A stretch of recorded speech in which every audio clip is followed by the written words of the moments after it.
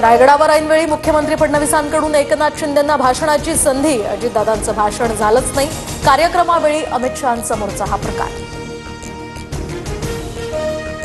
शहाणपणा केला तर मान उडवेन असं दिल्लीत महाराष्ट्रातील बकऱ्याला सांगितलं। 2 ते 3 दिवस थांबा, माझ्या ट्विटचा अर्थ कळेल। संजय राऊतांनी उपमुख्यमंत्री शिंदेंना डिवचलं। अमित शहा हे एकनाथ शिंदेंच्या पक्षाचे प्रमुख। संजय राऊतांचा शिंदेंच्या शिवसेनेला टोला तर सोनिया गांधींपेक्षा अमित शहा कधीही बरे, शिरसाटांचं उत्तर।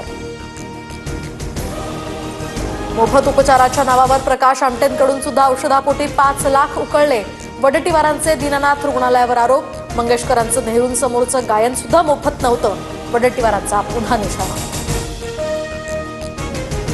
गर्भवती मृत्यू प्रकरणी डॉक्टर सुश्रुत घैसास यांना महाराष्ट्र मेडिकल काउन्सिलची नोटीस। सर्व तपशील मागवण्यात आल्याची माहिती।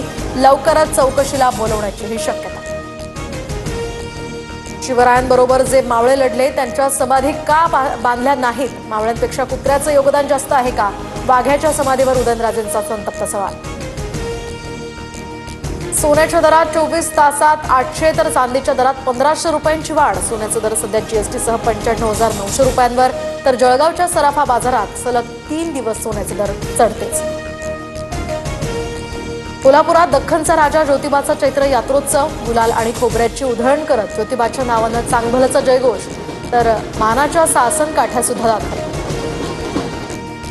IPL मध्ये आज दुहेरी लढतींचा थरार। दुपारी 3:30 वाजता लखनौ विरुद्ध गुजरातची लढत, तर रात्री हैदराबाद आणि पंजाबमध्ये सामना रंगणार।